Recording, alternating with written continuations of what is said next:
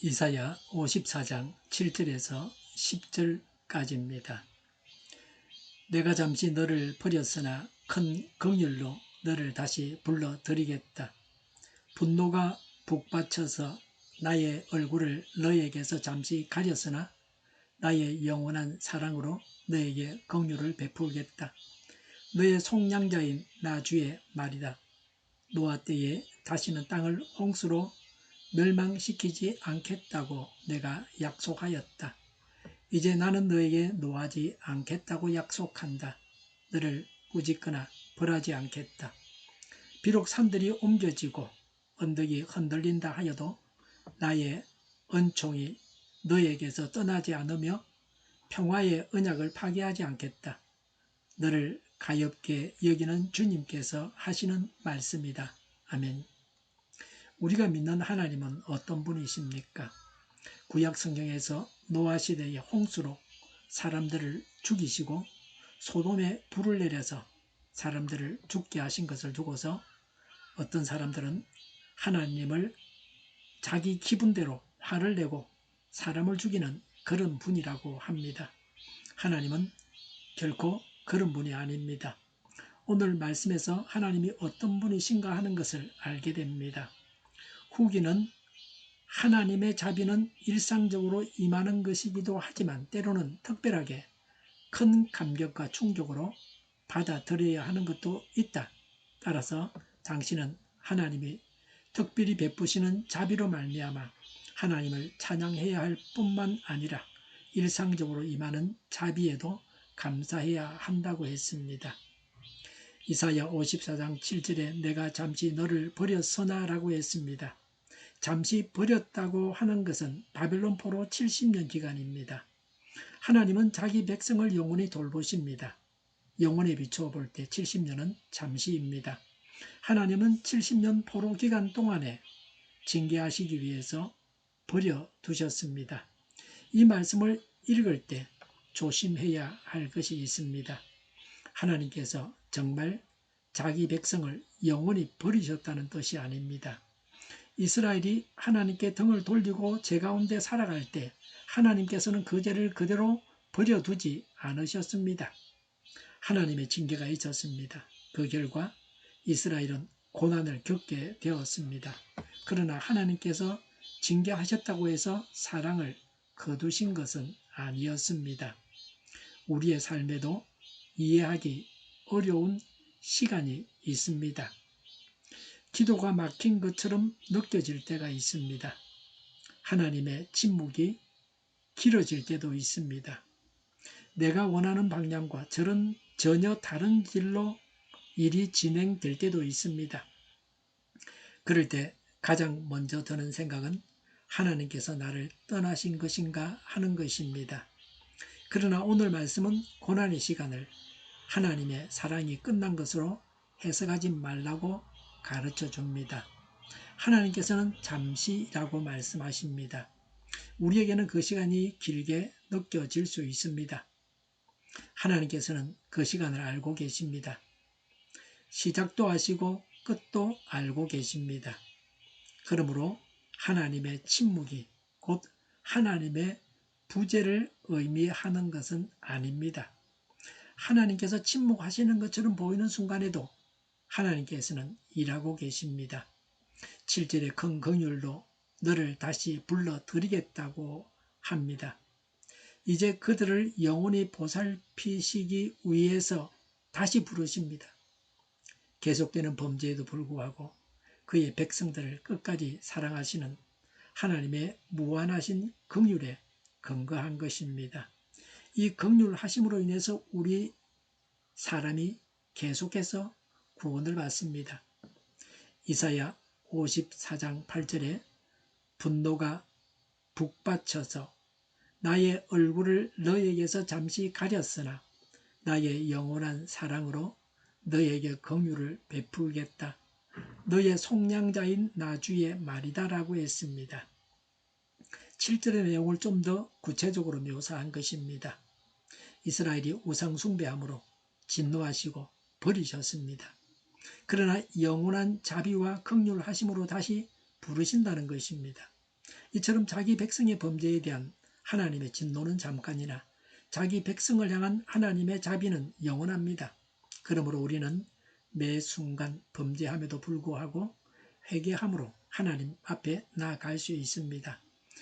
죄를 범했지만 연단의 정화를 거친 후에 새로이 하나님의 자녀로 부르시고 사명자로 세워주십니다. 성경은 이러한 연단 후에 다시 부름받은 사람들의 이야기로 가득 차 있습니다. 요나, 베드로 등입니다. 이스라엘의 역사를 보면 하나님을 떠난 일이 반복되었습니다. 그럼에도 하나님께서는 다시 거두어 드리겠다고, 그들을 용납하시겠다고 말씀하십니다. 품어주시겠다고 하십니다. 이것이 하나님의 은혜입니다. 사람은 실망하면 관계를 끊습니다. 한번 크게 잘못하면 다시는 믿지 않을 수도 있습니다. 사람의 사랑에는 한계가 있기 때문입니다. 그러나 하나님의 사랑은 다릅니다. 하나님께서는 우리의 죄를 가볍게 여기지 않으시지만 우리의 실패 때문에 사랑 자체를 포기하지 않으십니다. 하나님의 사랑은 죄를 방치하는 것이 아니라 죄에서 돌이키게 하는 사랑입니다. 징계하실 때에도 버리기 위해서가 아니라 다시 회복시키기 위해서입니다. 그러므로 실패했을 때 하나님께 더 가까이 나아가야 합니다.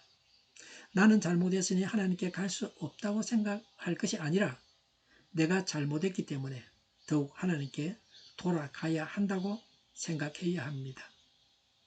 하나님께서는 돌아오는 사람을 외면하지 아니하십니다. 한 사람이 돌아올 때 의인 99명으로 인한 기쁨보다 더하다고 하셨습니다. 하나님은 우리를 사용하시되 반드시 연단의 과정을 거치게 하십니다. 연단을 받을 때에 하나님께서 쓰실 때가 임박했음을 아시고 준비하는 마음으로 연단을 잘 통과하시기 바랍니다. 혹독한 시련으로 연단된 믿음이 참 믿음입니다. 연단을 통해 순금 같은 믿음이 됩니다. 아버지가 아들을 징계해도 멸망시키지는 않습니다. 징계를 통해서 거룩하게 하십니다.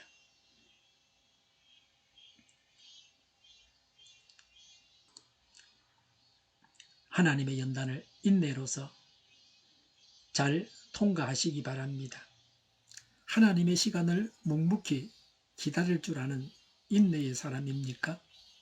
우리 생각에는 상당히 긴 시간 같으나 하나님께는 잠시입니다. 지금 초조하게 기도 응답을 기다리는 그 문제도 하나님께서 적절한 때에 분명하게 응답해 주십니다. 연단의 과정을 통과한 자에게 주어지는 것은 심판이 없다는 것입니다. 이사야 54장 9절에 노아 때에 다시는 땅을 홍수로 멸망시키지 않겠다고 내가 약속하였다. 이제 나는 너에게 노하지 않겠다고 약속한다. 너를 꾸짖거나 벌하지 않겠다고 했습니다. 하나님은 노아와 언약을 맺으시고 다시는 홍수로 사람을 멸하지 않겠다고 하셨습니다. 이와 같이 다시는 바벨론 포로와 같은 방법으로 자기 백성을 징계하지 않겠다고 맹세하셨습니다. 그리스도의 피는 하나님을 완전히 만족시켰습니다. 그래서 예수 그리스도의 피로 사신 교회는 완전히 멸망되지 않을 것을 보증합니다.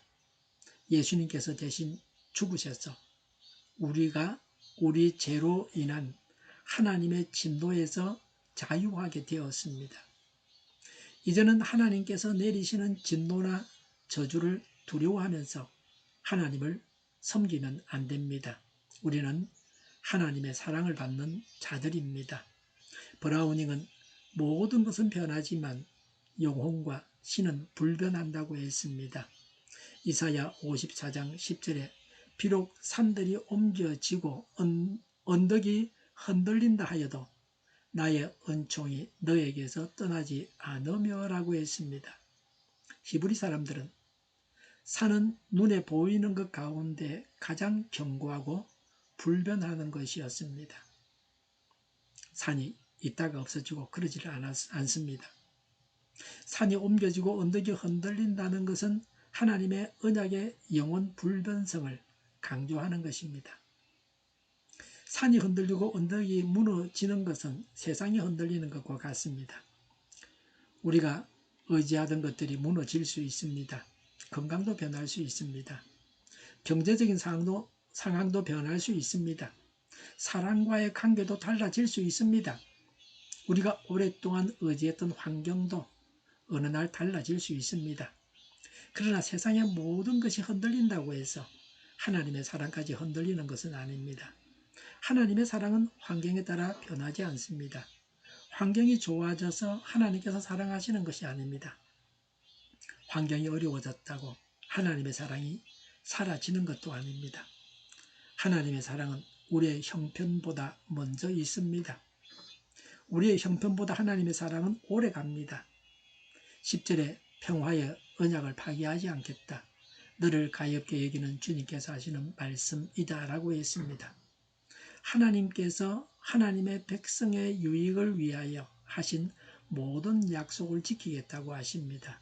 특히 9절에서 다시 벌하지 않겠다는 약속을 지키겠다고 하십니다. 이 평안은 단순히 문제가 하나도 없는 상태를 말하는 것이 아닙니다.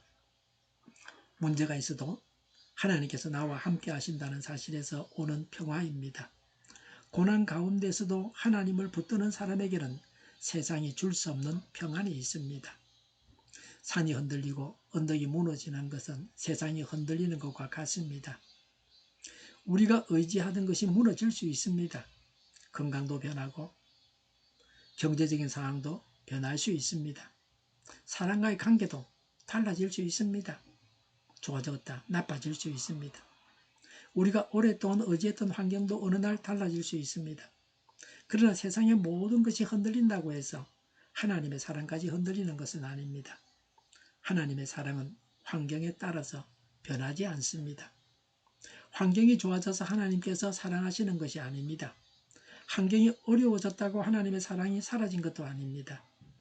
하나님의 사랑은 우리의 형편보다 먼저 있고 우리의 형편보다 오래 지속됩니다.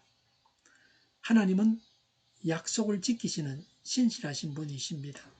하나님의 약속은 변하지 않습니다. 하나님은 범죄를 징계하셔서 연단을 받게 하십니다. 그러나 그런 연단의 고통을 통해서 정화하십니다. 그래서 멸망하지 않게 하십니다. 그리스도의 보혈을 믿는 자는 다시는 죄로 인해서 멸망하지 않습니다. 기도하겠습니다. 우리의 삶이 힘들고 앞이 보이지 않을 때 하나님께서 우리를 버리신 것은 아닌지 두려워했던 마음을 용서하여 주시옵소서. 하나님의 침묵을 하나님의 부재로 생각하지 않고 이해할 수 없는 순간에도 하나님의 뜻을 신뢰하게 하여 주시옵소서.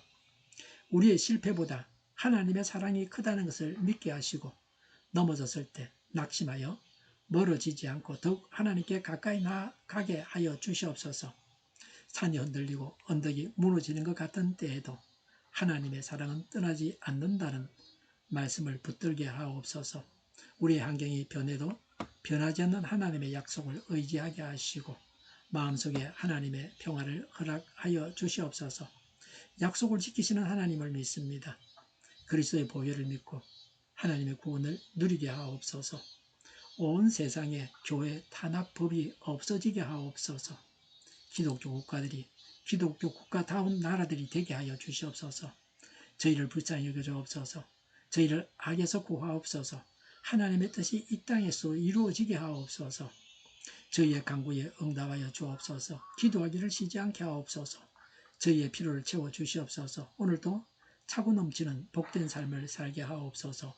감사와 찬양을 하나님께 돌려드리며 오늘도 우리를 다시 거두어 주시고 불쌍히 여겨주시는 예수님의 이름으로 기도드립니다. 아멘.